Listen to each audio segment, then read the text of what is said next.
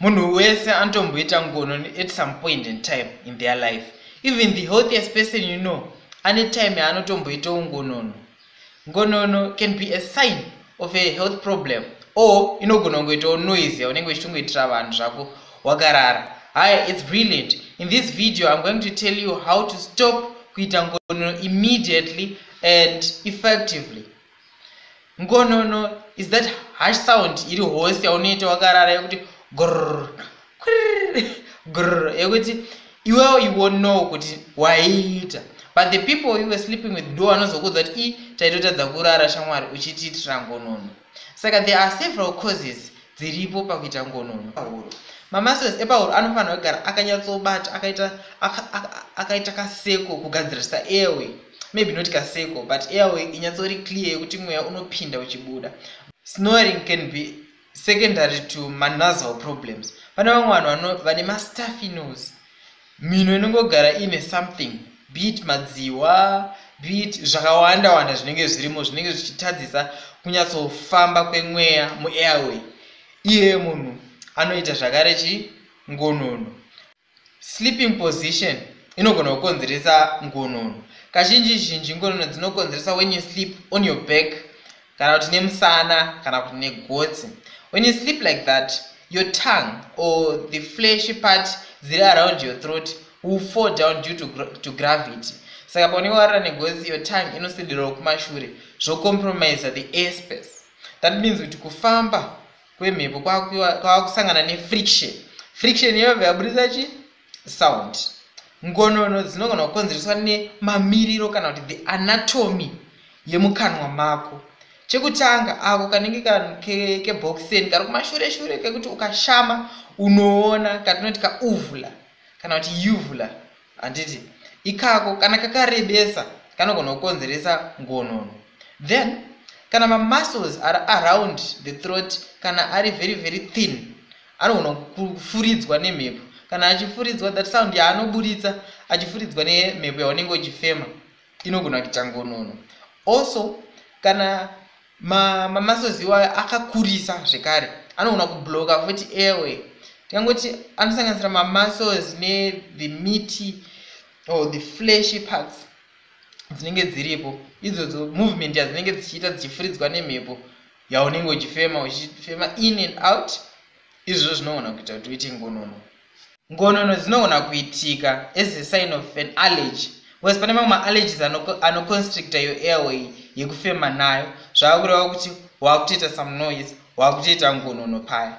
Ongororo netsvakiridzo yakawanda inoratidza kuti ngonono dzinowandira kuvarume kudarika kuvakadzi.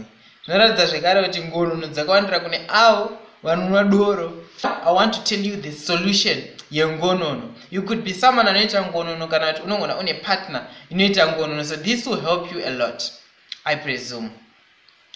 Chekutanga you need to change your position. Kana uchinge uri munhu anorara nemusana, zvinoteva kuti ngonono unotodziita.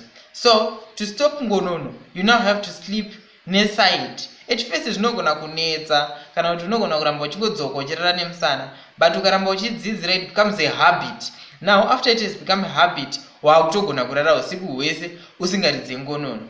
Nekuti kana wakarara neside, airway yatataura kuti inenge yakablokwa inenge yavhurwa and hauchaiti ngonono. Usanyanyoneta stereki, nekuti paunoneta stereki zvakureva kuti wakurarisa usiku. Kana uchinge wararisa usiku, all your muscles are going to be relaxed.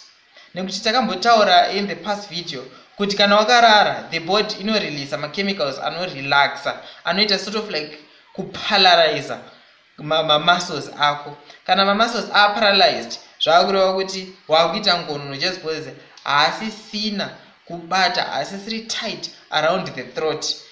Akuita kuti mweya kana wakufamba unenge uchimaflap achibudisa sound yaya ndo inozoita ngonono.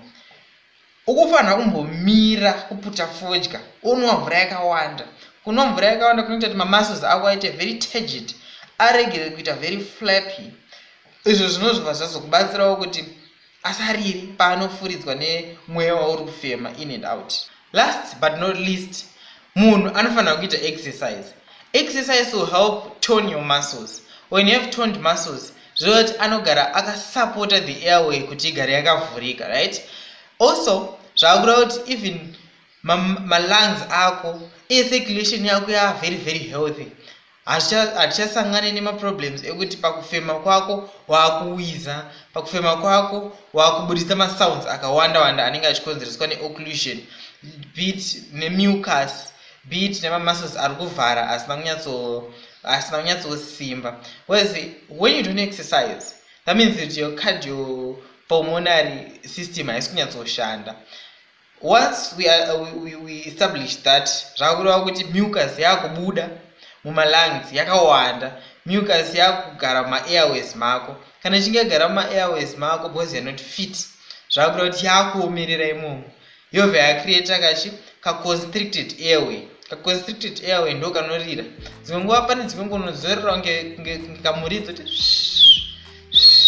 zvoreva kuti pane madeposits emucus arimo ari very very dry, ari kugadzira sort of like a whistle inenge ichibuda ipapo.